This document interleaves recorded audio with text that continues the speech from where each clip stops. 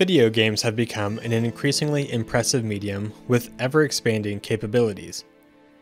Today, your average small-scale indie project has more complexity than the greats of the NES and the SNES eras. Most of my favorite games of all time have a nearly required tutorial phase where it holds your hand through every mechanic, meticulously laying out each story thread and really getting a full intro in before the game starts in earnest. Though one of my favorite games of all time, Persona titles tend to be some of the worst offenders, having nearly 5 hours of the admittedly lengthy game keeping you on a very tight leash. Others are a little more tactful about this, such as in the case of The Witcher 3, giving you the freedom to do what you want in a much smaller chunk of the open world, giving you a small handful of side quests before setting you loose into the entire world.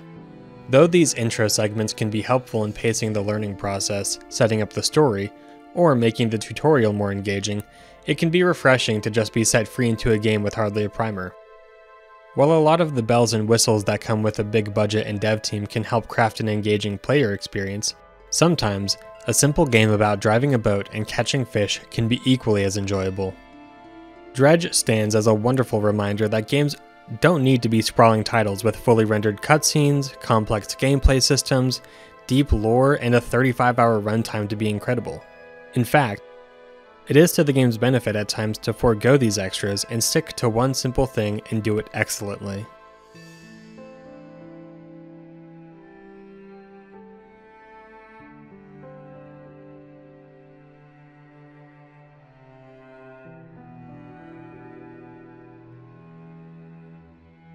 Dredge is a game with approachable gameplay and an experience enhanced by the simplicity that permeates it. Upon entering the game for the first time, after a 30-second cutscene and a couple dialogue interactions to give you only the most essential information, you're set free to start playing. The game gives you a couple tutorials in the form of text overlays, but otherwise doesn't intrude on the experience. Despite its scant opening information, you aren't lost. It could hardly be easier. Up, down, left, right to steer, hit X when the dial hovers over the green to reel faster, and don't stay out past sunset. Where many games give you a defined space in which the player can wander early in the game, Dredge places only the limitations of your boat upon you. With no artificial boundary, you can simply go wherever you want, whenever you want. Your beginner boat is so pathetic, however, that even circumnavigating the starter island is a task you would be pressed to accomplish in an in-game day. As you start selling fish and upgrading your boat, however, what took you an in-game day to traverse only takes 6 hours. Without a prompt directly from the game, your eyes will naturally go from what is directly in front of you or across the bay to the horizon, to the islands off in the distance. Though previously unreachable in your wildest dreams, a trek to one of these distant places might just be possible with some of the speed upgrades you've acquired. This lovely transition takes place in a way that seamlessly entices the player away from the beginner area to a new part of the map, but only some of it.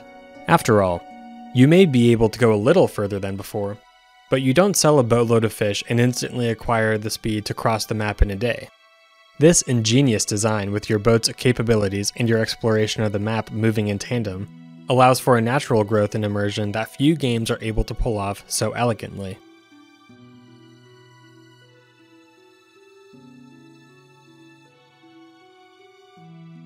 Much like the gameplay, the world is simple and beautiful.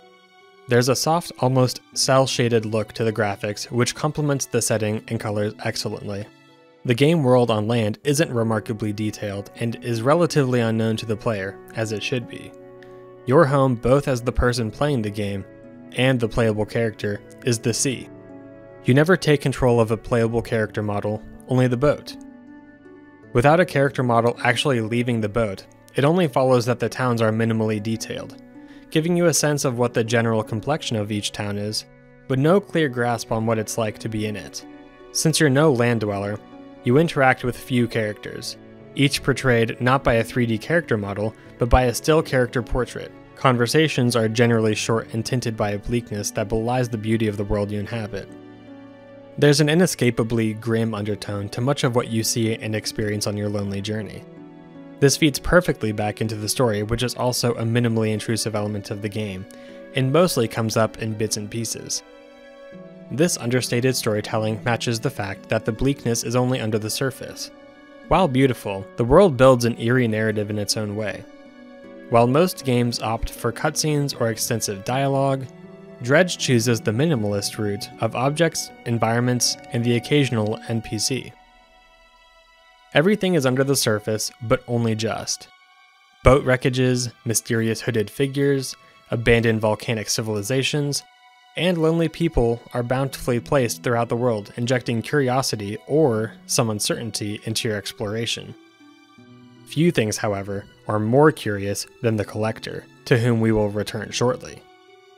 While the world isn't the most graphically detailed, it doesn't hamper the visual appeal of the game. Where the developers strategically lessen detail, they artfully establish variety. These are best displayed by the exquisite buffet of environments taking up the four corners of the map. Though much of what you experience in the starter area in between biomes is calm oceans with small islands scattered about, some sectors of the map depart drastically from this. One biome, called the Twisted Strand, features dirty, swampy water fraught with monsters and a particularly perilous layout. After learning the trick to the monsters that dwell there, the swamp becomes markedly less treacherous. However, the twisting and narrow canals seem to only get harder to traverse with each speed upgrade. It can be a fun challenge in an open sea with few impediments to your movement. There's something distinctly satisfying about dodging each rock and tree root, protecting your precious cargo from falling overboard with each collision. This tangled mess of water and land truly captures the aesthetic and experience of a tangled swamp that seemingly, with a will of its own, ensnares any poor soul that wanders in. The Twisted Strand is both murky and mangled, but it gets worse from here. The area just west of here, aptly named Devil's Spire, is apocalyptic with its suffocating volcanic atmosphere. Everything here is hostile. An ominous shade of orange covers the sky. The water is littered with demonfish that follow your every move. Where other parts of the map have towns or their remnants, Devil's Spire contains only the ruins of a temple, lots of which is inaccessible to the players or in complete ruin. Instead of townspeople in need of your help, the only sign of human life is a cult member, affectionately known as the Fanatic. He sets you on a quest to help him conduct the Rite of Purification, which we can be sure is totally normal and isn't questionable at all. Everything is downright wrong with this part of the map. The inhospitable atmosphere of this part of the map filled me with a sense of relief when I finally steered clear and watched the sky go from smoky to crystal clear. The unwelcoming aesthetic of Devil's Spire perfectly contrasts with the region called Stellar Basin, a breath of fresh air after exploring the prior two godforsaken regions. This colorful palette cleanser brings a new flavor of aquatic terror, while putting some dangerous beauty on display. It is certainly the most visually appealing to behold, especially at nighttime, but the inescapable dreariness of the world that sits just below the surface is present here as it is anywhere else. Juxtaposed to this fluorescent wildlife and coral in the shallows is a shoreline littered with uninhabited or destroyed homes from a once thriving coastal town. Though the color palette doesn't change like in the previous two biomes, the shallow water shows the culprit of this coastal massacre, a colossal kraken. While the developers made upgrading satisfying, it is never quite accompanied by total security. While you do receive plenty of speed and carrying capacity upgrades, these are never paired with an increased boat model size. The game never wants you to feel entirely safe by giving you a massive, indestructible barge. Though I eventually reached a point where I could outrun most threats, large fish will always pose a threat to you. This fear is best distilled in the last major biome called the Gale Cliffs. This portion stands above the others in difficulty because it melds the major threats of all the other biomes into one. You get the narrow corridors that are present in the Twisted Strand, the nagging ever-present fish chasing you around like in Devil's Spire, but it's in the form of a large aquatic monstrosity like in Stellar Basin. This area was my favorite to explore because there were more corridors and secrets to find.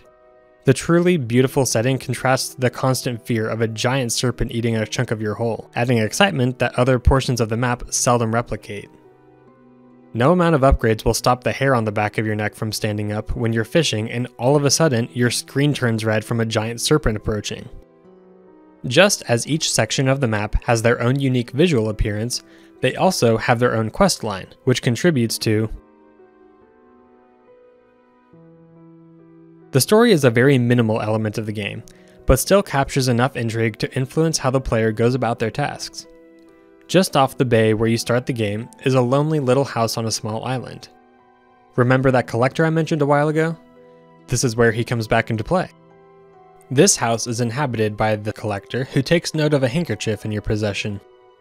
Upon noting this item, he sends you to find various relics scattered about the map which possess unknown and mysterious powers, which can then be harnessed by the player. It's a simple trade. Accomplish tasks to find the relics and get cool new powers in exchange. Although seemingly helpful and altruistic, there are clearly some more questionable motives at play. Not being one to ask questions, however, the angler is happy to go on his merry way without hesitation. The adventure of the lost relics is the substance of your main quest, indicated by the fact that this pursuit is the only one in bright pink on your pursuit board. The way to acquire each relic is on the other side of some small quest line in each named location previously mentioned.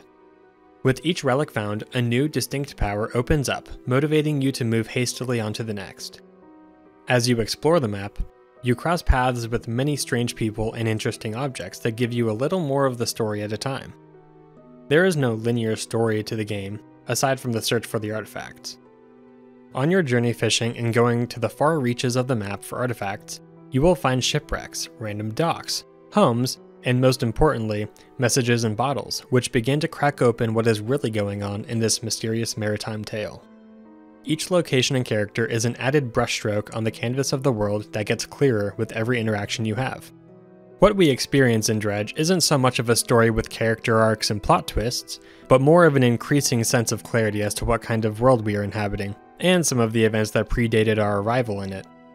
There is no one story element or location that gives too much direct information. Instead, it's scattered between the sparse NPCs and other objects you can find on your travels. Each text box a fragment of the full picture. Every location just another small puzzle piece on a meager board. I find the story of this game to behave similarly to that of Elden Ring. You, the player, step into a world that is in motion, where much of the story has already taken place. Entering unceremoniously, meeting people in the wake of tragic events, solving their problems until you find yourself in a position to determine the fate of the world. While at first blush this may not be the most compelling plot, it adds meaningful color and direction to the already satisfying gameplay loop of boating, fishing, and sleeping. Boat, fish, eat, sleep, repeat. This game doesn't need a sprawling story with fleshed out NPCs and voiced lines to be good. It minimally intrudes like it should, leaving the player alone for the duration of the game to fish and explore. Few characters and interaction points perfectly craft this atmosphere, which is really the strong suit of this whole game. Dredge is respectful of your time and resources.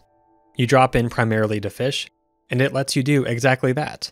It doesn't reinvent the wheel or try to integrate some expansive boat building system.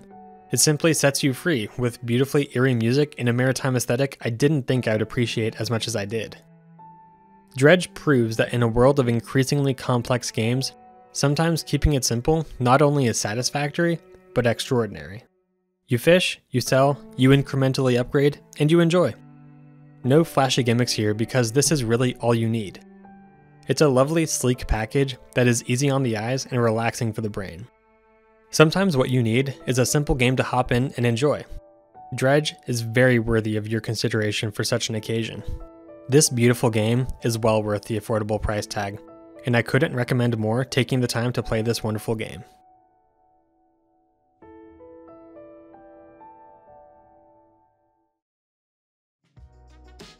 If you liked what you saw here, then feel free to like and subscribe. This channel is a joint effort between me and my co-hosts of the Deep Fried Gaming Podcast. We're on every major streaming platform. We'd love it if you stopped by. We hope to see you there. Thank you.